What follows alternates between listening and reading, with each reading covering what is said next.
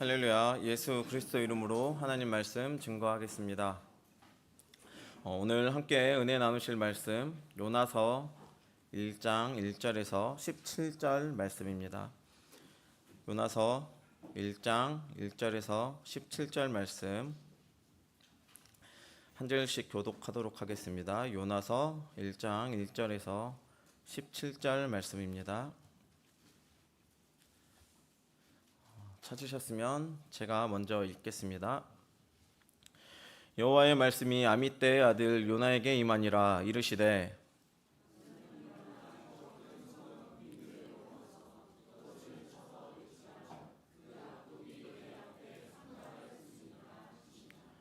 그러나 요나가 여호와의 낯을 피하려고 일어나 다시스로 도망하려 하여 욥바로 내려갔더니 마침 다시스로 가는 배를 만난지라. 여호와의 낯을 피하여 함께 다시스로 가려고 성과를 주고 배에 올랐더라.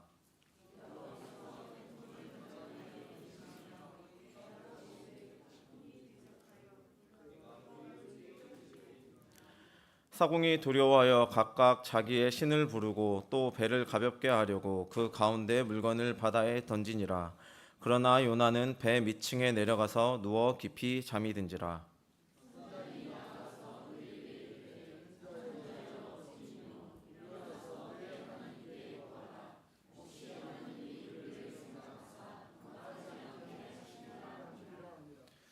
그들이 서로 이르되 자 우리가 제비를 뽑아 이 재앙이 누구로 인하여 우리에게 임하였나 알자 하고 곧 제비를 뽑으니 제비가 요나에게 당한지라.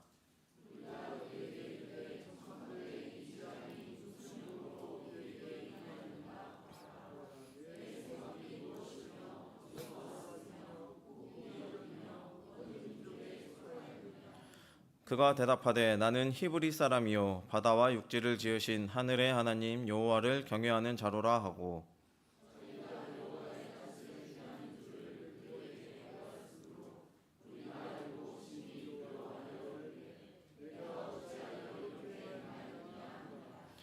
바다가 점점 흉흉한지라. 무리가 그에게 이르되 우리가 너를 어떻게 하여야 바다가 우리를 위하여 잔잔하겠느냐.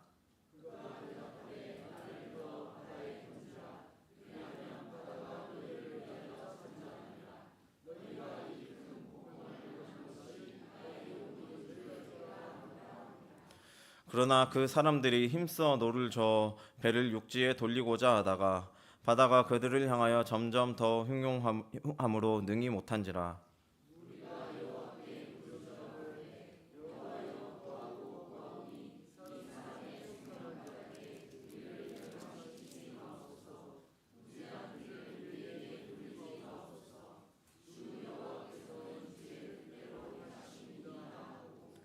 요나를 들어 바다에 던짐에 바다에 뛰노는 것이 곧 그친지라.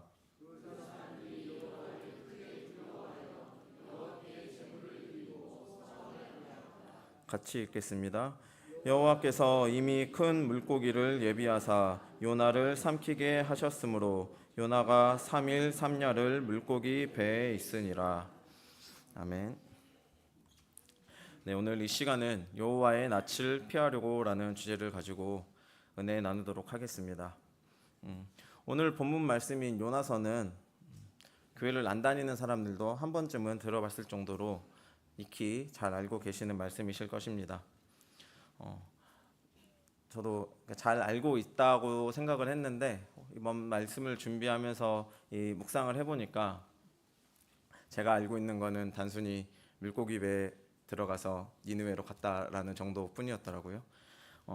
말씀 묵상해 보니까 이 짧지만 그 안에 하나님께서 우리에게 주시는 메시지가 정말 군데군데 디테일하게 담겨져 있는 것을 보고 좀 저는 감동이 있었고 그것을 통해서 오늘 같이 말씀 나누도록 하겠습니다. 먼저 본문 말씀 1절에서 2절 보겠습니다. 제가 읽겠습니다. 여호와의 말씀이 아미떼의 아들 요나에게 임하니라. 이르시되 너는 일어나 저 큰 성읍 니느웨로 가서 그것을 쳐서 외치라. 그 악독이 내 앞에 상달하였음이니라 하시니라. 여호와의 말씀이 아미떼의 아들 요나에게 임하니라. 네, 요나서는 선지서로 분류가 되는데요. 선지서 중에서도 소선지서로 분류가 되는데 소선지서는 이제 호세아서부터 말라기서까지 총 12권을 이제 분량이 적은 선지서로 해서 소선지서라고 저희가 칭합니다. 소선지서들은 이제 공통적으로 가지고 있는 내용들이 그 대상에 대한 하나님의 메시지들이 대부분의 내용을 차지합니다. 그 성경 전체의 내용에서 가장 큰 비중을 차지하는 게 하나님의 메시지가 가장 큰 비중을 차지하는데 오늘 저희가 보고 있는 요나서는 좀 특별하게 하나님의 메시지보다 그 하나님의 메시지를 전파해야 되는 요나의 초점을 맞춰서 이야기가 전개되는 좀 다른 선지서들과는 좀 구별되는 성격을 가지고 있습니다. 1절에 보면 여호와의 말씀이 아미떼의 아들 요나에게 임하니라. 네. 여기까지는 다른 선지서들과 딱히 다를 바가 없이 하나님의 말씀이 선지자에게 임했다라는 내용으로 시작이 되는데요. 아까 말씀드렸던 것처럼 요나서 전체적으로 그 하나님이 전달하시고자 하는 메시지, 직접적으로 전달하시고자 하는 메시지는 한 2절, 3절 정도밖에 되지 않습니다. 첫 번째로 나오는 게 2절에 너는 일어나 큰 성읍 니느웨로 가서 그것을 외치라, 쳐서 외치라.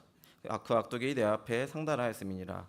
그리고 뒤에 3장에 보시면은 일어나 저 큰 성읍 니느웨로 가서 내가 내게 명한 바를 그들에게 선포하라라고 또 말씀하시고 있고, 요나가 마침내 니느웨에 가서 전달한 내용도 보시면 4장 4절에 보시면 40일이 지나면 니느웨가 무너지리라 하였더니 이렇게 짧게만 언급되고 있습니다.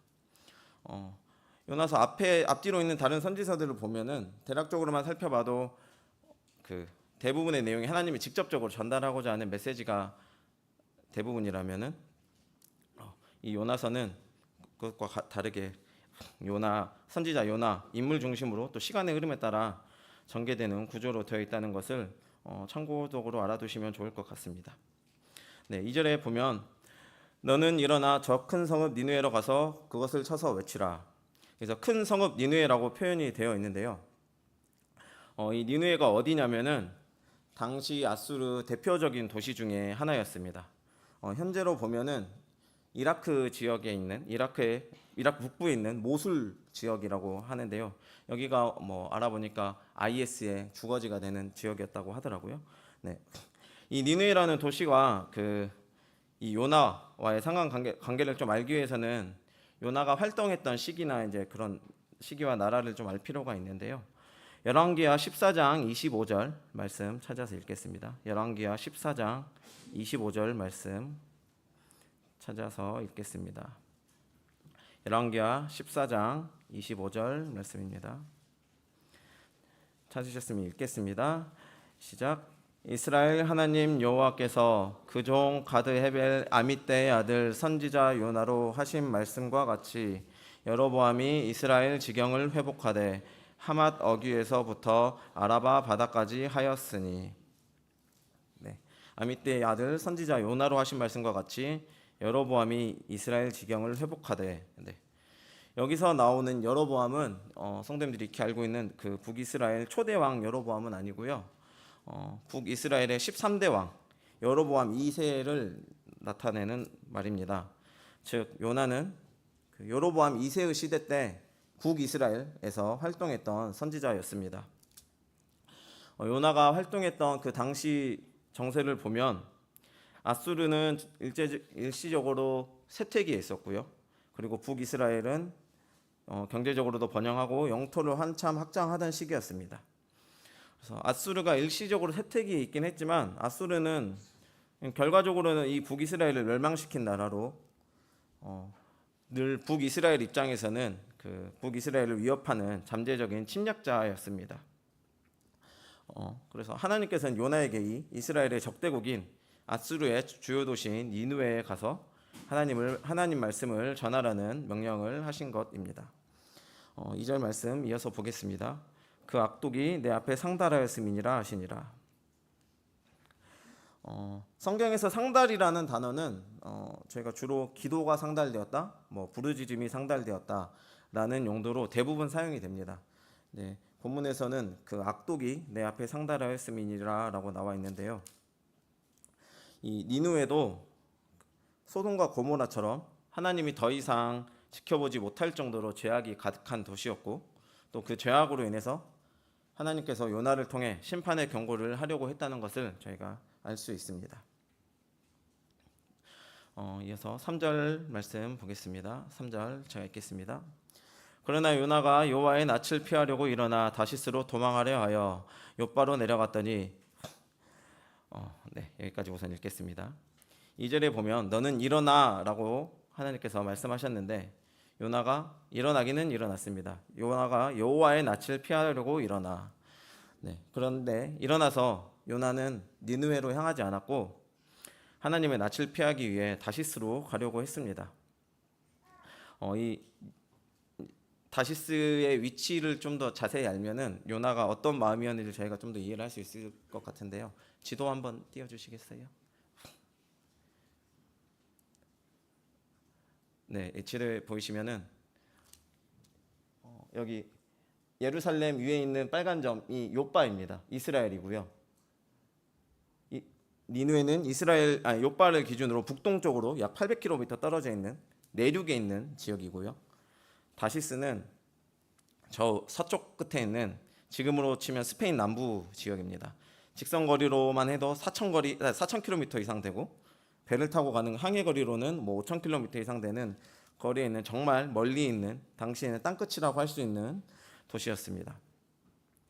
하나님이 가라고 명령하신 곳은 동쪽 내륙에 있는 니느웨였지만 요나가 하나님의 낯을 피해 가고자 한 곳은 서쪽 바다끝 다시스였습니다. 이걸로만 놓고 봐도 이 요나가 니느웨에 정말 얼마나 가기 싫었는지를 저희가 잘 볼 수 있을 만한 내용입니다. 이어서 보겠습니다. 욥바로 내려갔더니 마침 다시스로 가는 배를 만난지라. 마침 다시스로 가는 배를 만난지라. 여기서 참 중요한 단어가 나옵니다. 마침 다시스로 가는 배를 만난지라. 제가 예전에 드라마 같은 걸 보면은 주인공들이 이제 어디론가를 막 떠나고 싶을 때 기차역이나 터미널로 가서 아무데나 제일 빠른 걸로 표 한 장 주세요 해가지고 그런 떠나는 모습이 있는 드라마를 제가 본 기억이 있는데요. 요나도 그런 마음으로 요나가 욥바로 향한 거는 그 드라마에 나온 주인공의 같은 마음은 아니었던 것 같습니다. 자세히 보면은 다시스로 도망하려 하여 욥바로 내려갔더니 요나는 처음부터 다시스라는 곳으로 가겠다라는 마음이 있었습니다. 생각이 있었습니다. 그리고 그 마음을 먹고 항구인 배를 욥바로 갔는데 마침 다시스로 가는 배가 있었다라는 것입니다. 이 다시스로 가는 배가 얼마나 자주 있었을까요? 아까 보셨지만 다시스는 항해 거리로 5,000km 이상 있는 아주 멀리에 있는 도시였습니다. 그 당시 배들이 지금처럼 여객선이 정기적으로 다니는 상황도 아니었을 때고 그 다시스로 가는 배가 얼마나 있었을지 저희가 정확하게 알 수는 없지만 이 성경에 나온 내용을 가지고 다시스로 가는 배가 얼마나 드물게 있었을지는 저희가 추측을 해볼 수 있을 것 같은데요. 열왕기상 10장 22절의 말씀 제가 읽겠습니다. 열왕기상 10장 22절 말씀입니다. 왕이 바다에 다시스 배들을 두어 히람의 배와 함께 있게 하고 그 다시스 배로 3년에 1차씩 금과 은과 상아와 잔나비와 공작을 실어 왔음이더라. 이 열왕기상 10장은 솔로몬 왕 시절의 내용입니다. 솔로몬 왕 시절에 다시스에서 배로 금, 은, 상아 이런 것들을 실어 왔는데 3년에 한 번씩 실어 왔다고 나와 있습니다. 이 솔로몬 왕 시절과 지금 요나서의 배경과는 한 200여 년 정도의 차이가 있긴 하지만 이 다시스와의 거리나 이런 것들을 이런저런 상황들을 고려해 봤을 때 그 욥바에서 다시스로 가는 배가 우연히 만날 수 있을 정도로 자주 있는 배는 아니었을 것이라는 것을 저희가 추측해 볼 수 있습니다. 그래서 하나님의 낯을 피해 도망하는 요나가 마침 그렇게 자주 다니지도 않는 다시스로 가는 배를 타게 되었다라는 건데요. 저희가 이 말씀을 읽으면서 좀 주의를 해야 될 부분이 하나 나옵니다. 그것은 바로 우리가 이 마침의 함정에 빠져서는 안 된다, 빠지지 않도록 주의해야 한다라는 것입니다. 요나가 요바의 항구에 도착했을 때 마침 다시스로 가는 배가 있었다라는 것을 알게 되었을 때 요나는 어떤 생각을 했을까요?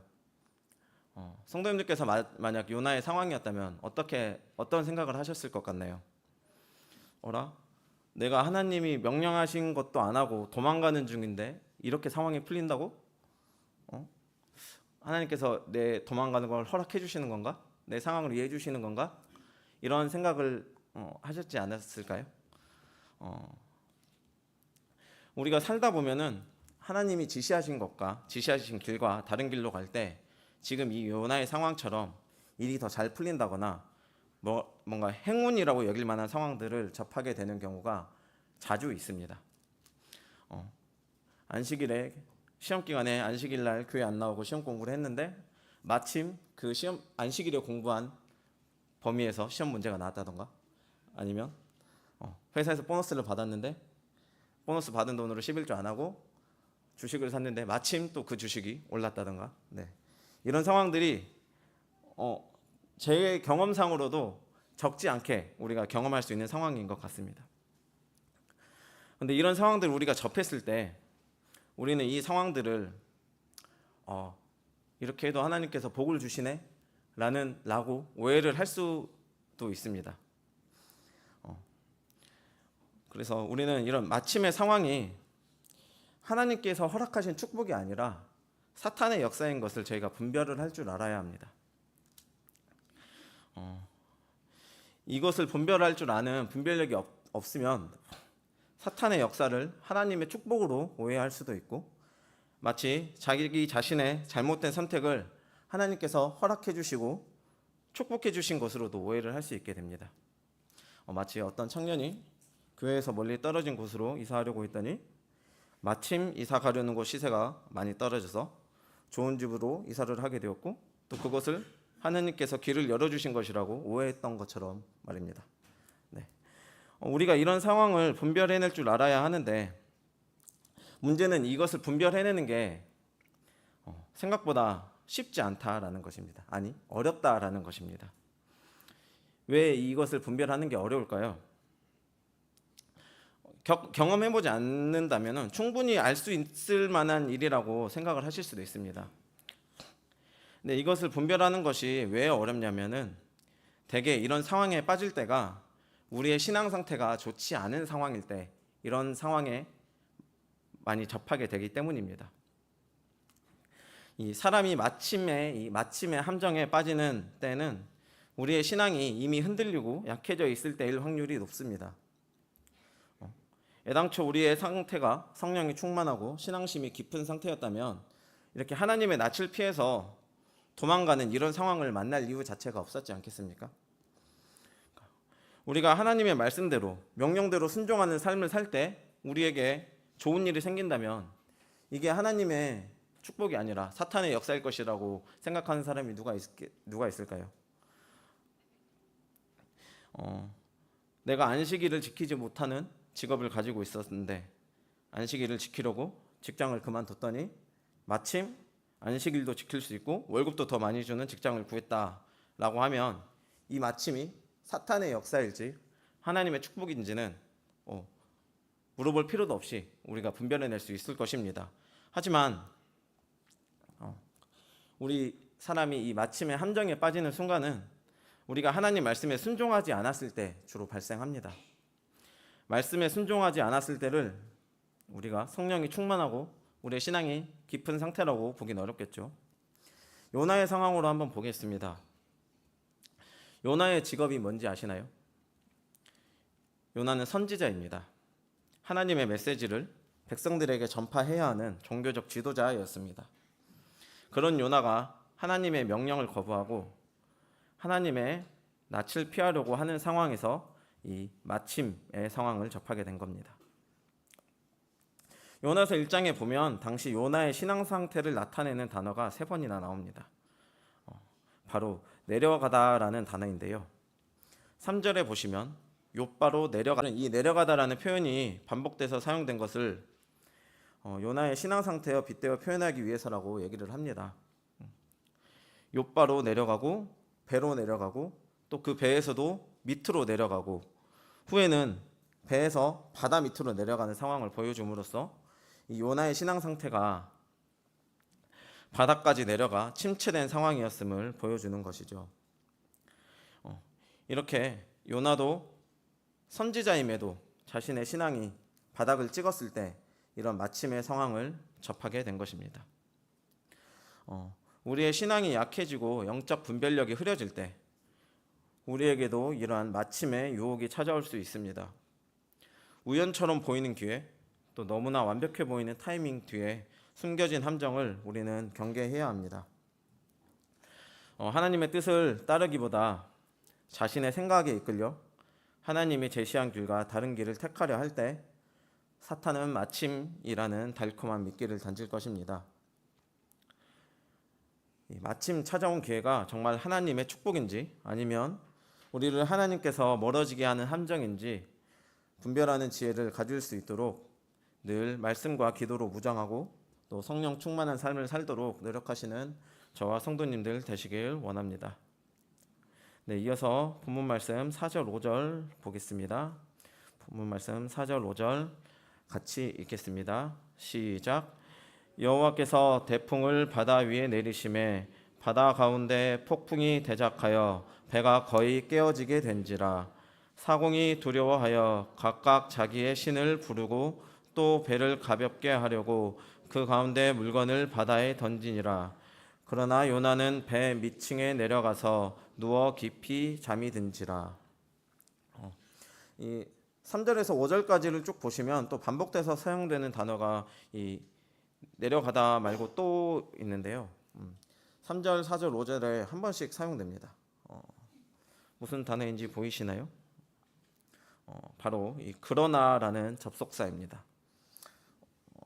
아마 빨리 읽으신 분들은 4절에는 없는데요 라고 하실 수 있을 것 같은데, 저희가 보는 이 개역 한글 성경에는 그러나라는 접속사가 생략이 되어 있습니다. 근데 히브리어 원문을 보면은 3절 시작에 있는 그러나와 똑같은 단어로 4절이 시작이 되고, 영어 성경을 봐도 4절이 but이라는 단어로 시작되는 것을 볼 수 있습니다. 그래서 3절, 4절, 5절에 다 이 그러나라는 접속사가 사용되었는데요. 이 그러나라는 단어를 저희가 주로 어느 때 사용하나요? 주로 앞에 있는 내용과 반대되는 내용을 전개될 때 우리가 그러나라는 접속사를 사용합니다. 예를 들면은 엄마가 사랑이에게 방을 치우라고 말을 했다. 그러나 사랑이는 방을 치우지 않았다. 이렇게 앞에 있는 내용과 뒤에 있는 내용이 반대되는 내용이 전개될 때 우리가 이 그러나라는 접속사를 사용하는데요. 그럼 3절에서는 어떻게 사용이 되었을까요? 3절 보시면 그러나 요나가 여호와의 낯을 피하려고 일어나 2절에 보시면 일어나 니느웨로 가서 외치라는 하나님의 명령에 불순종하는 요나를 표현하기 위해서 이 그러나라는 접속사가 사용되었습니다. 이어서 4절에서도 보겠습니다. 4절 맨 앞에 그러나를 넣어서 읽어보겠습니다. 그러나 여호와께서 대풍을 대작하여 배가 거의 깨어지게 된지라. 하나님의 명령에 그러나로 반항하는 요나를 바로잡기 위해서 하나님께서도 그러나로 대응을 하셨습니다. 큰 바람을 일으켜서 배가 거의 깨어지기 전까지 만드신 것입니다. 5절 보겠습니다. 사공이 두려워하여 각각 자기의 신을 부르고 또 배를 가볍게 하려고 그 가운데 물건을 바다에 던지니라. 그러나 요나는 배 밑층에 내려가서 누워 깊이 잠이 든지라. 요나는 이 하나님이 바로 잡으려고 하는 그런 모션을 보여주셨음에도 불구하고 그러나 요나는 배 밑층에 내려가서 깊이 잠이 들었습니다. 이 하나님의 명령에 불순종하는 인간의 그러나와 그런 인간을 그냥 두지 않으시고 바로 잡으려고 하시는 하나님의 그러나가 대립하는 모습을 이 3절에서 5절 사이에서 볼 수 있는데요.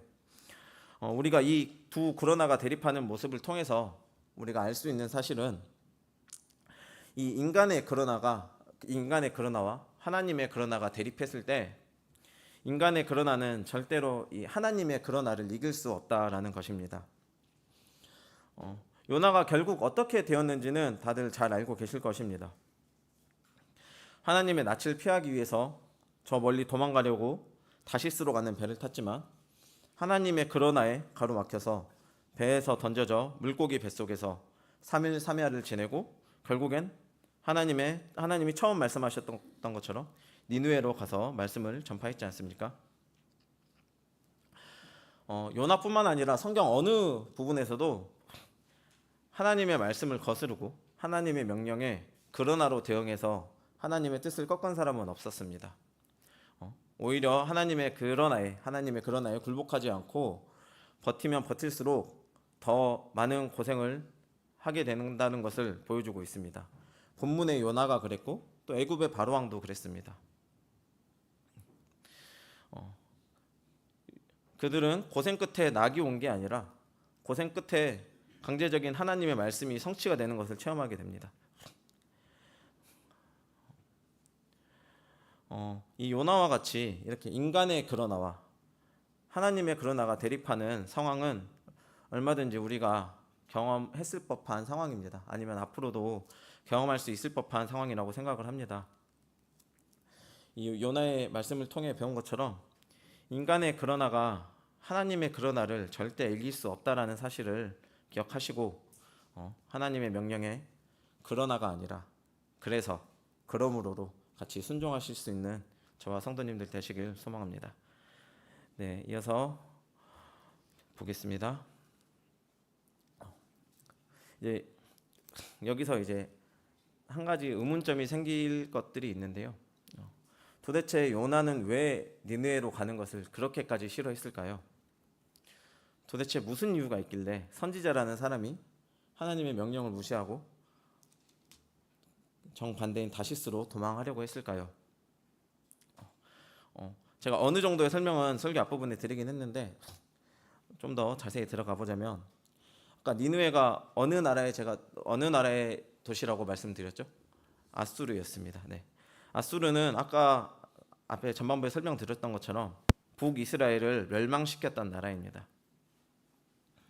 그리고 물론 그러니까 북이스라엘을 멸망시킨 건 후의 얘기이긴 하지만 요나가 활동하던 시기에도 아수르는 호시탐탐 그 북이스라엘을 정복하려고 때를 노리는 적대국이었습니다.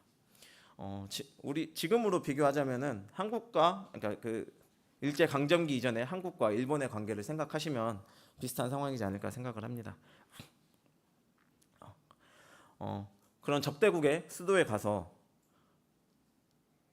그들에게는 이방신인 하나님의 말씀을 선포하라고 하고 또 그 내용도 너네가 40일 뒤에 무너질 것이다 라는 어떻게 보면 끔찍한 얘기를 선포하라고 하니 요나 입장에서는 가서 무슨 험한 꼴을 당할지도 모르고 지금 자기 나라인 북이스라엘도 엉망인 상태인데 이방인들 나라까지 가서 하나님 말씀을 선포하라고 하시니 왜 니느웨로 안 가고 싶어 했을지 어느 정도 이해는 할 수 있을 것 같습니다. 근데 제가 방금까지 말씀드린 거는 지극히 표면적인 이유입니다. 진짜 중요한 이유는 따로 있는데요. 하나님께서 요나에게 니느웨로 가서 전파하라고 하시는 것은 니느웨의 악독이 하나님 앞에 상달되어서 니느웨를 벌하시기 위함도 있었지만 그 전에 마지막으로 기회를 주기 위함이었습니다. 요나서 3장 4절에 보시면 제가 읽겠습니다. 요나가 그 성에 들어가며 곧 하룻길을 행하며 외쳐 가로되 40일이 지나면 니느웨가 무너지리라 하였더니 요나는 40일이 지나면 니느웨가 무너지리라라고 하나님이 명령하신 대로 선포합니다. 이 말은 니느웨에 대한 하나님의 경고이자 니느웨를 향한 하나님이 허락하신 마지막 기회였습니다. 그들의 악행, 하나님 앞까지 상달되었던 그 악행을 회개하고 돌이킬 수 있는 시간을 40일을 니느웨에게 허락하신 것입니다.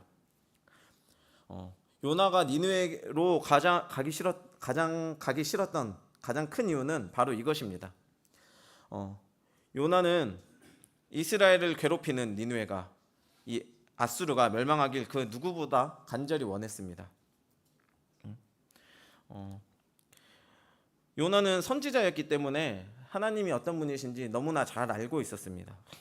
그래서 4장 2절에 보면 주께서는 은혜로우시며 자비로우시며 노하기를 더디하시며 인애가 크시사 뜻을 돌이켜 재앙을 내리지 아니하시는 하나님이신 줄을 내가 알았음이니이다 라고 요나가 하나님께 고백하는 내용이 있습니다.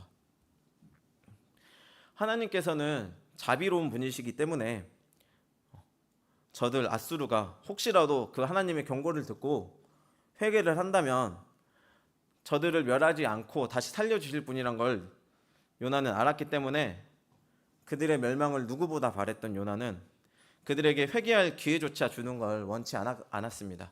그래서 요나는 니느웨로 가기를 정말 싫어했었습니다. 자신이 니느웨로 가지 않고 다시스로 가면 니느웨에게 그런 기회조차 주어지지 않을 것이라고 생각했기 때문에 이 하나님의 명령에 불순종한 것입니다. 요나는 그 니느웨에게 기회를 주려고 하는 하나님을 이해할 수 없었을 것입니다. 왜 이스라엘이 아닌 이방 민족에게, 그것도 이 하나님의 백성인 이스라엘을 괴롭히고 굴복시키려고 호시탐탐 기회만 노리는 적대 국가에게 저런 기회를 주시려고 하는지 그 대상을 가리지 않은 하나님의 자비하심을 요나는 이해할 수 없었을 것입니다. 하지만 요나가 아수르에 대한 이 개인적인 감정에 휩쓸려 놓치고 있는 부분이 있었습니다. 그것이 무엇이냐면 요나가 이해하지 못하는 저 하나님의 자비하심으로 인해서 자신도 그렇고 지금 북이스라엘도 살 수 있었다라는 것입니다. 열왕기하 14장 23절 24절 같이 보겠습니다. 열왕기하 14장 23절 24절 말씀. 열왕기하 14장 23절에서 24절 말씀 찾으셨으면 같이 읽겠습니다. 시작. 유다 왕 요아스의 아들 아마샤 15년에 이스라엘 왕 요아스의 아들 여로보암이 사마리아에서 왕이 되어 41년을 위에 있으며 여호와 보시기에 악을 행하여 이스라엘로 범죄케 한 느밧의 아들 여로보암의 모든 죄에서 떠나지 아니하였더라. 제가 앞서 요나가 활동했던 시기가 북이스라엘을 여로보암 2세가 통치하는 시기라고 말씀을 드렸는데요. 방금 읽은 부분은 그 여로보암 2세에 대한 성경의 평가가 나와 있는 부분입니다. 뭐라고 나와 있습니까? 여호와 보시기에 악을 행하여 느밧의 아들 여로보암의 모든 죄에서 떠나지 아니하였더라. 여기서 느밧의 아들 여로보암은 그 북이스라엘 초대 왕 여로보암을 말하는 거고, 그 북이스라엘의 왕들의 악행을 표현할 때 이 여로보암의 모든 죄에서 떠나지 아니하였더라, 여로보암의 길에서 떠나지 아니하였더라 이런 표현을 사용하는데요. 결국 이 북이스라엘도 여로보암 1세 때와 다름없이 엉터리로 살고 있었다라는 것을 저희가 이 구절을 통해 알 수 있습니다. 이어서 27절에도 보시면 여호와께서 또 이스라엘의 이름을 도말하여 천하에 없이 하겠다고도 아니하셨으므로 요아스의 아들 여로보암의 손으로 구원하심이었더라라고 나와 있습니다. 사실상 요나가 있던 당시의 북이스라엘도 당시 하나님 말씀에 순종하지 않고 악을 행하는 나라였고요. 그래도 악을 행하는 나라였지만 하나님께서는 27절의 말씀처럼 이스라엘의 이름을 천하에 없애지 않겠다고 약속하셨기 때문에 그들을 여로보암의 손으로 구원하셨다고 하고 있습니다.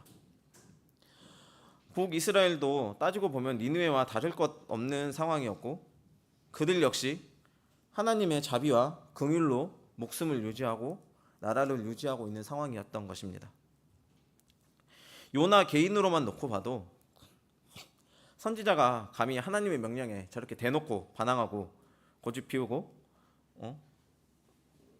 하는데, 하나님이 자비하시고 노하기를 더디하시는 하나님이 아니셨다면 과연 요나가 살아 있었을 수 있었을까요? 이렇듯 요나와 북이스라엘도 하나님의 그 자비하심으로 인해 본인들이 그것을 유지하고 있었지만 요나는 자신과 그 북이스라엘에게도 임한 하나님의 자비를 생각하지 못하고 그저 적대 국가인 아수르에 기회를 주는 하나님의 자비하심에 대한 불만을 품고 다시스로 가고자 한 것입니다. 그래서 결국은 어떻게 되었습니까? 니느웨 사람들은 하나님의 메시지에 진심으로 반성을 하고 회개를 해서 멸망을 피해가게 되었습니다.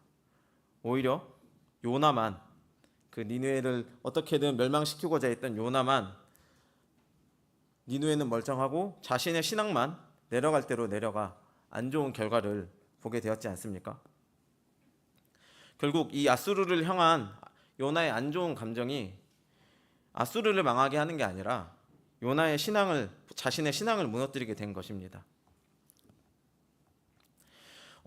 요나처럼 우리도 마음속에 미워하는 대상 혹은 불편하고 인정하기 싫은 존재들이 있을 수 있습니다. 그러한 감정들은 우리 안에서 쉽게 사라지지도 않고 때로는 하나님의 뜻을 거역하게 만드는 강력한 동기가 되기도 합니다.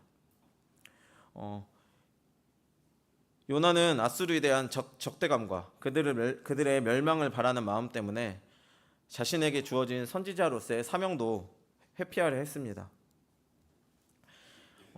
하지만 이 요나의 이야기는 분명하게 보여주고 있습니다.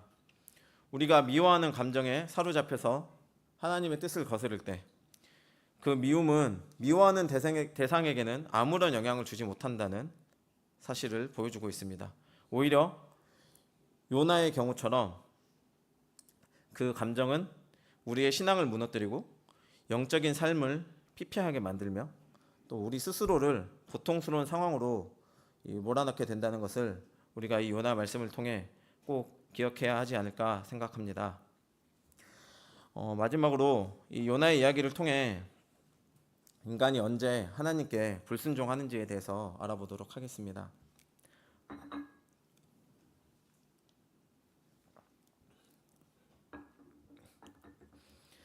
사람이 하나님께 불순종하게 되는 이유와 상황은 정말 다양합니다. 그중에 오늘 요나의 이야기를 통해 우리가 알 수 있는 것은 사람이 자신의 생각이 너무 강하게 되면 하나님께 불순종하게 된다라는 것입니다. 본문 말씀 1장 9절 같이 읽겠습니다. 1장 9절 같이 읽겠습니다. 시작.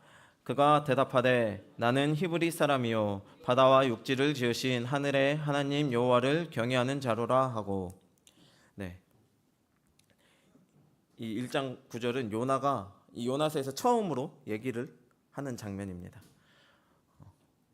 이 배에 같이 탄 사람들이 왜 이런 상황이 발생했는지 제비를 뽑아보니 요나가 제비에 뽑혔고, 그래서 요나에게 너가 어디서 왔는지, 고국이 어딘지, 왜 우리에게 이런 일이 임했는지 캐묻자 요나는 9절과 같이 답합니다. 하나님의 낯을 피해 다시스로 가는 중이지만 당당하게 하나님을 경외하는 자라고 답합니다. 요나는 이 모든 상황이 자신이 하나님 말씀에 순종하지 않아서 생긴 일이라는 것을 이미 알고 있었을 것입니다. 하지만 요나는 자신의 생각을 꺾지 않았습니다. 이어서 11절, 12절 또 보겠습니다. 11절, 12절 제가 읽겠습니다. 바다가 점점 흉흉한지라 무리가 그에게 이르되 우리가 너를 어떻게 하여야 바다가 우리를 위하여 잔잔하겠느냐. 그가 대답하되 나를 들어 바다에 던지라. 그리하면 바다가 너희를 위하여 잔잔하리라. 너희가 이 큰 폭풍을 만난 것이 나의 연고인 줄을 내가 아노라 하니라. 아까 말씀드렸다시피 요나는 이 큰 폭풍을 해결해야 하는 사람은 자신이란 것을 너무나도 잘 알고 있었습니다. 그렇지만 요나는 끝까지 자신의 고집을 꺾지 않았습니다. 지금이라도 하나님께 회개하고 제가 니느웨로 가겠습니다, 순종하겠습니다 라고 했으면 폭풍은 쉽게 해결될 수 있었겠지만 끝까지 자신의 생각을 꺾지 않고 하나님께 반항을 하고 있는 것입니다. 나를 들어 바다에 던지라. 이게 무슨 말인가요? 내가 물에 빠져 죽었으면 죽었지 죽어도 니느웨는 못 간다, 이런 의미 아니겠습니까? 요나의 마음속에는 니느웨는 구원받아서는 안 된다라는 생각이 너무 강해서 하나님이 목숨을 위협할 정도로 큰 위험을 주셔도 말씀에 순종해야겠다라는 생각을 할 수 없었던 것입니다. 말씀에 대한 순종은 신뢰의 문제입니다. 내가 어느 것을 더 신뢰하느냐, 전지전능하신 하나님의 말씀과 능력을 신뢰하느냐, 아니면 내 지식과 경험, 내 판단을 더 신뢰하느냐에 따라 순종할 건지 불순종할 건지가 결정됩니다. 하나님을 신뢰하는 마음보다 내 생각이 강하면 강할수록 하나님의 말씀보다는 자신의 경험과 판단을 신뢰할 것이고, 이것은 불순종으로 이어지겠죠. 잠언서 3장 5절에서 7절 말씀 찾아서 같이 읽겠습니다. 잠언 3장 5절에서 7절 말씀 찾아서 같이 읽겠습니다. 잠언 3장 5절에서 7절입니다. 찾으셨으면 같이 읽겠습니다. 시작. 너는 마음을 다하여 여호와를 신뢰하고 내 명철을 의지하지 말라. 너는 범사의 그를 인정하라. 그리하면 내 길을 지도하시리라. 스스로 지혜롭게 여기지 말지어다. 여호와를 경외하며 악을 떠날지어다. 아멘. 어른들이 자녀를 키우다 보면은 이제 자녀들이 나이 좀 먹었다고 자기 주장을 강하게 하는 그런 상황들을 접하게 되잖아요. 그럴 때 어른들이 뭐라고 표현을 하시나요? 저게 머리 좀 컸다고 저런다고 그런 얘기를 하시잖아요. 나는 하나님 앞에서 머리가 얼마나 커 있을지 한번 생각을 해보셨으면 좋겠습니다. 저도 제가 생각을 해보니까 저는 하나님께서 야, 정현이는 머리가 너무 커서 하늘에서 보니 머리통밖에 안 보인다라고 하시지 않을까 하는 걱정이 들었습니다. 잠언 말씀처럼 여호와를 신뢰하고 하나님을 인정하는 것이 순종의 첫걸음임을 기억하시길 원합니다. 내 생각, 내 판단, 내 지식이 하나님 앞에서는 아무런 의미 없는 것임을 기억하고 그것들을 의지 않고 오직 하나님 말씀만 의지하며 살아가시는 저와 성도님들 되시길 원합니다. 말씀의 결론 맺겠습니다. 성도님들 각자마다 하나님의 낯을 피해 다시스로 가려고 시도했던 경험들이 있을 줄로 생각합니다. 다시스로 가다가 요나처럼 하나님의 풍랑으로 인해 다시 돌아오신 분들도 계실 테고, 아니면 아직 다시스로 향하고 있는 분들도 있을 수도 있고, 아니면 본인은 다시스로 도착했다라고 생각하시는 분들도 있을 것이라고 생각합니다. 그런데 하나님께서는 본문의 요나처럼 우리가 다시스에 가도록 그냥 내버려 두시지 않습니다. 우린 절대로 내 고집대로 다시스에 도착할 수가 없습니다. 만약에 도착했다면 그곳은 다시스가 아니라 아마 지옥이지 않을까 생각해 봅니다. 시편 139편 7절에 보면 내가 주의 영을 떠나 어디로 가며 주의 앞에서 어디로 피하리까 라는 내용이 있습니다. 하나님의 명령을 피해 우리가 갈 수 있는 곳은 어디에도 없습니다. 하나님의 낯을 피하려고 다시스를 찾으려고 고생하지 마시고 하나님이 명령하신 곳, 하나님이 지시하신 곳으로 아멘으로 순종하며 가실 수 있는 저와 성도님들 되시길 예수님 이름으로 축원합니다.